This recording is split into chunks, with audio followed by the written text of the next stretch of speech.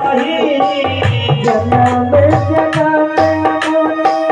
जपाने पराही अंत राम कही आवत राही अंत राम कही आवत राही अंत राम कही आवत राही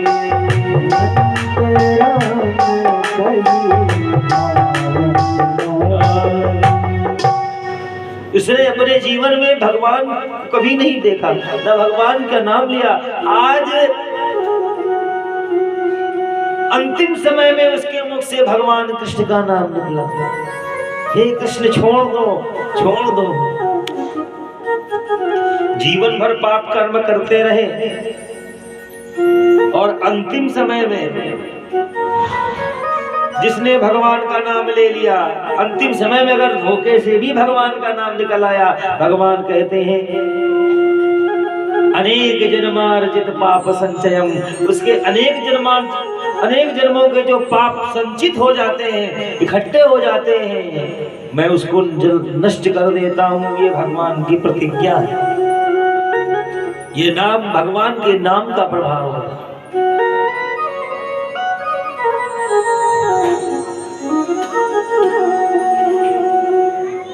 भगवान उसके प्राणों को खींचने लगे। भगवान ने आज पूतना के प्राणों को खींच लिया। प्राणहीन होकर के पूतना गिरी, जबकि गिरी तो 24 कोस का शरीर उसका, 24 कोस का शरीर जहां पर गिरी तो बड़े बड़े गांव नगर सबके सब पर्वत चकनाचूर हो गए, घर मकान पेड़ वृक्ष सब टूट गए। बड़ी जोर का की ध्वनि आई, धमाका हुआ। अरे सारे ग्वाल बाल गोपिकाएं यशोदा मैया ने सुना उस आवाज को। ये आवाज कहां से आई, कहां से आई भैया? दौड़ी दौड़ी गई भगवान के पास, देखा कन्हैया पालने पर नहीं है, पालने पर नहीं है। अरे यशोदा मैया तो रोने लगी, कहाँ गए, कहाँ गया? अरे मेरा लाला कहाँ गया? एक गोपी कह रही है मैया मोको लागे वो जो सखी आई थी वो कोई गोपी नहीं थी, वो कोई हमें मायावी दिखे। हाँ हाँ लगता है वही मेरे कृष्ण को, वही मेरे लाला को लेकर के चली गई।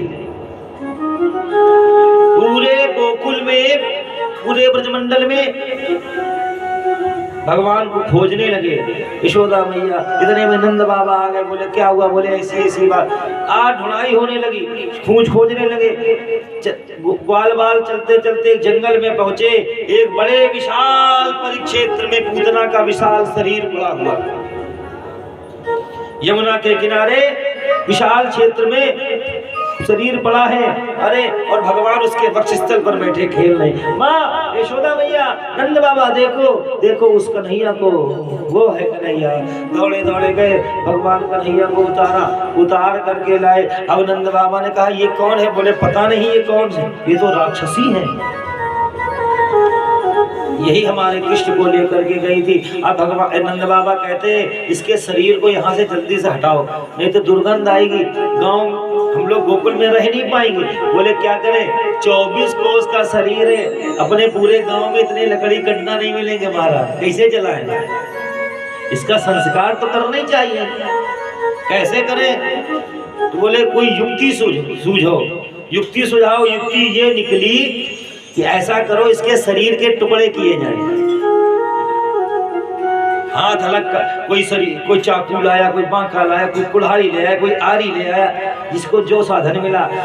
कोई हाथ काट रहा, कोई पैर काट रहा, कोई कान। जितना बड़ा हाथी होए बाकी इतने बड़े तो कान ना है।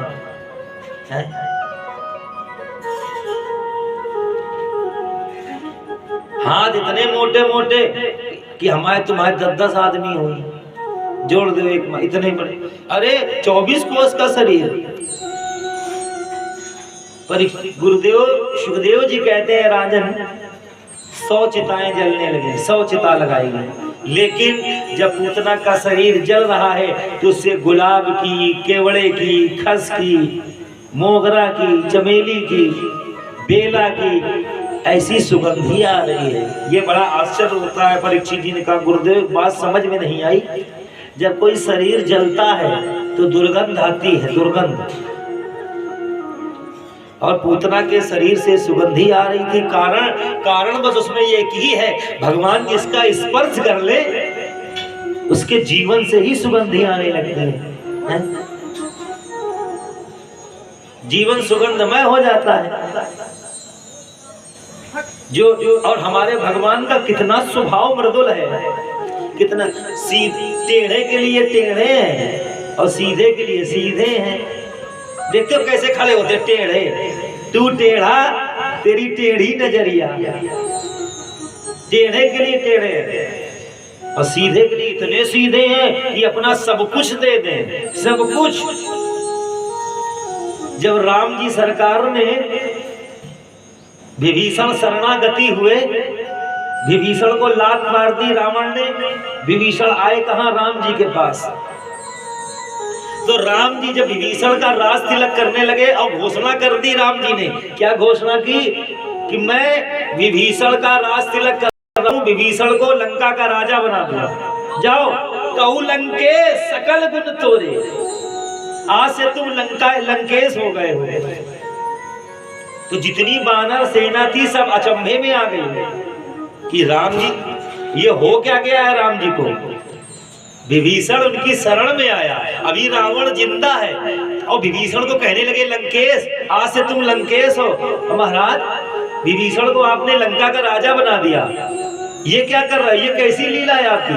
अभी रावण जिंदा है और अगर रावण भी आ जाएगा, अभी आपके पास अगर रावण भी आ जाए तो आपने लंका का राजा तो विभीषण को बना दिया, लंका का राज विभीषण को दे दिया, तो रावण को कहां का राजा बना दोगे?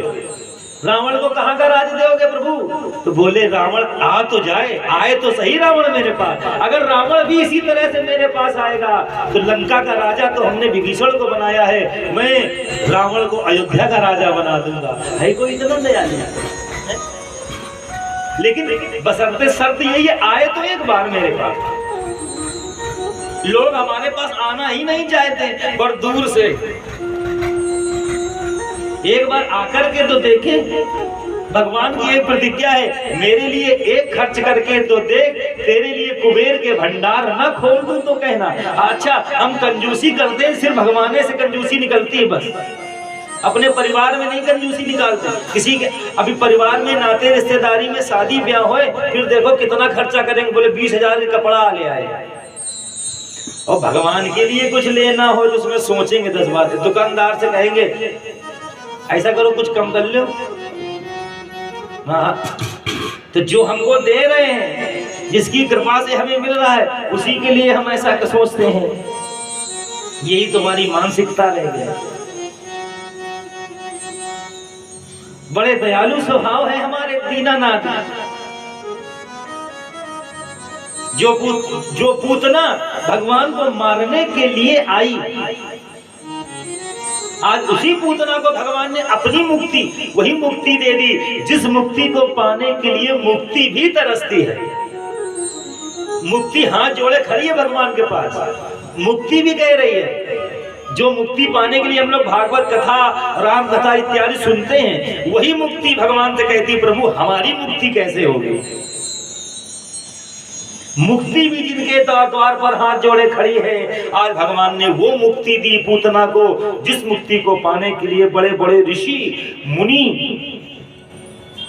साधु महात्मा हजारों वर्षों तक कंदराओं में निर्जला होकर के तपस्या कर रहे हैं, वो मुक्ति नसीब नहीं होती जो मुक्ति पूतना को दी। क्यों? भगवान कहते हैं कैसे भी हो मेरी शरण में तो आकर के दे, मेरे लिए एक आंसू बहा करके तो दे, तेरे लिए सब मैं तेरे लिए अपने आंसुओं का समुद्र न बहा दूं तो कहना,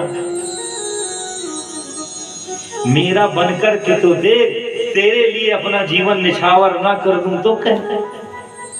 ये भगवान की प्रतिज्ञा है।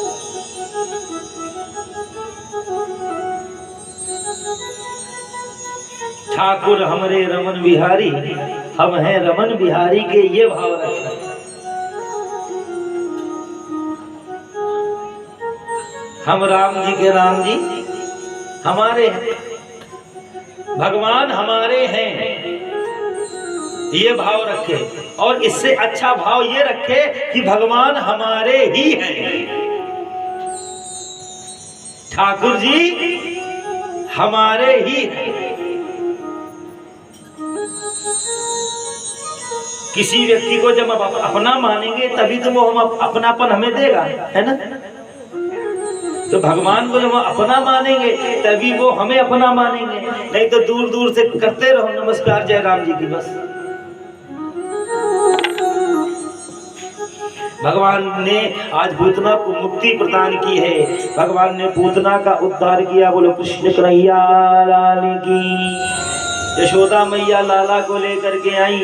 अरे आज के बाद हम अपने कृष्ण को अकेला नहीं छोड़ेंगे।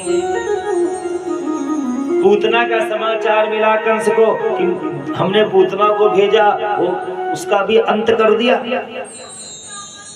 एक दिन भगवान पालने पर लेटे हुए थे, कंस के द्वारा एक राक्षस भेजा गया जिसका नाम था सकटासुर। सकट का रूप धर के आया।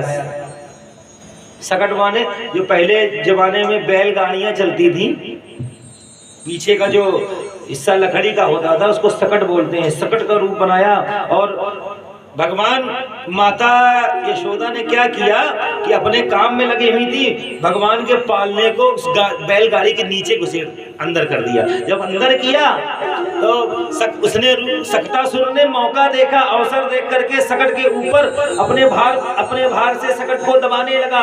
दबाते दबाते वो सोच रहा है हम कृष्ण को दबा करके मार देंगे। भगवान ने देखा अच्छा मामा, भगवान ने अपना दाहिने पैर का अंगूठा उठा करके जो स्पर्श कराया वो सकट जो था कोसों दूर जाकर के यमुना में गिरा और उसका भी भगवान ने अंत कर दिया। एक बार यशोदा मैया भगवान कन्हैया को गोद में लिए थी भगवान, और उसी समय तृणावर्त आया। आपने देखा होगा जब गर्मी के दिनों में बड़ी तेज आंधी चलती, कभी कभी हवा का एक गोला बन जाता है, बवंडर। हवा के बवंडर का रूप बना करके आया।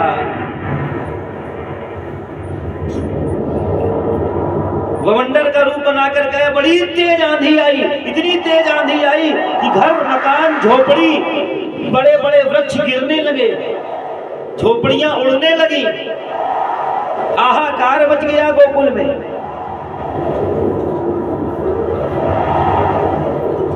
यशोदा मैया ने कन्हैया को गोद में उठा लिया कि कन्हैया ना उड़ जाए, लाला उड़ ना जाए। भगवान ने जो गोद में उठाया, अब कन्हैया जी सोच रहे हैं अब हम अपने मामा का उद्धार कैसे करेंगे। तृणावर्त जी आ रहे हैं और यशोदा मैया हमको छोड़े नहीं रही है। तो भगवान अपने वजन बढ़ाने लगे, अपना वजन बढ़ाने लगे। अब अपना भगवान वजन बढ़ा रहे हैं। यशोदा मैया कह रही है लाला तो अभी नेक्सो है, अभी कितना हल्का था, अब ये भारी होता जाए, भारी होता जा रहा है। ये कारण क्या है? गुस्से में आके बैठ जाए, बुढ़ापे में हमें छकाए है, बैठाल दिया।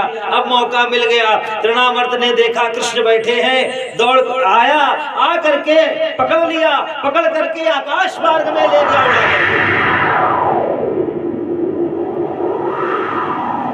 जब आकाश में ले गया, यशोदा मैया देखती नहीं, अरे बचाओ बचाओ, मेरे लाला की रक्षा करो। ये सुंदर के बाल बाल पूरा ब्रज आ गया।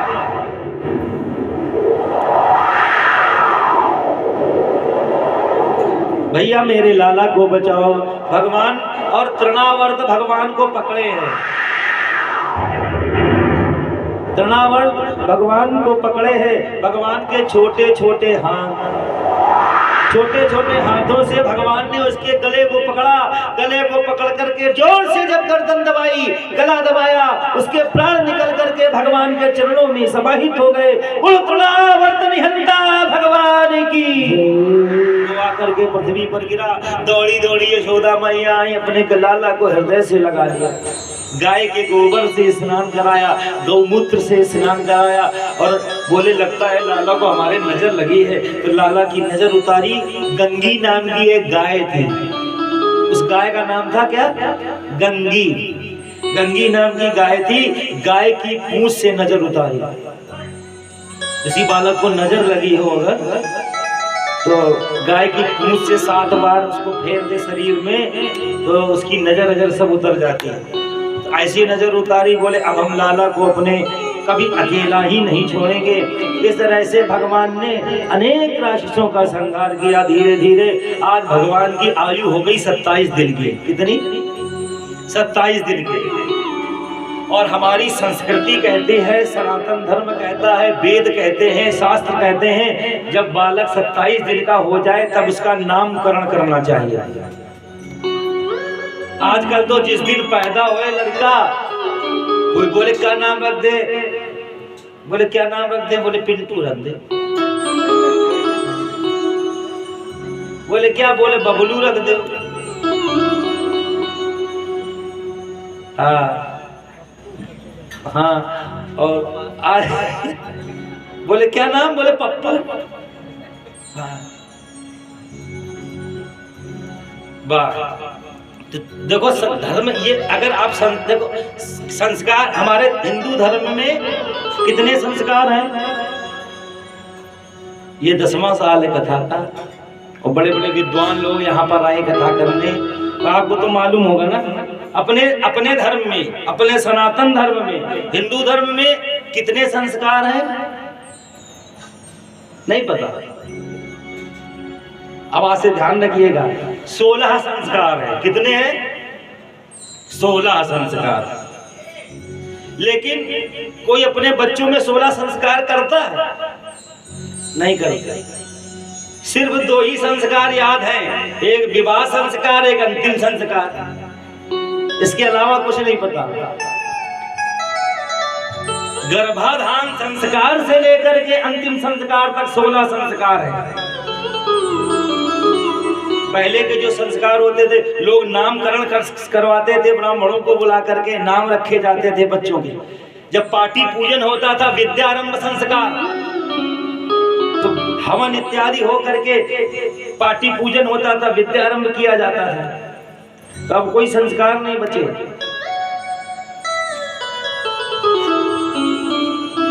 भगवान का आज नामकरण संस्कार होना है। 27 दिन के हो गए ठाकुर जी। मथुरा के कारागार में बंदी भगवान वसुदेव जी विचार कर रहे हैं, मेरे 2 बच्चे हैं, मेरे 2 बेटे हैं जो यशोदा के यहाँ है, नंद के घर में है। हम ये सोच रहे हैं आज 27 दिन के हो गए, क्यों देवकी, उनका नामकरण तो होना चाहिए, नहीं तो हम क्या नाम लेकर के अपने बेटों को बुलाएंगे। बोले ठीक कह रहे हो महाराज, तो नामकरण कौन करेगा? बोले हमारे जो कुल पुरोहित हैं गर्गाचार्य जी महाराज। सूचना दी गई, वसुदेव जी से मिलने के लिए गर्गाचार्य जी आए। हाथ जोड़ करके वसुदेव जी कहते हैं, हे ब्राह्मण देवता, हे गर्गाचार्य जी महाराज, हमारा निवेदन है आपसे, ये आदेश नहीं है,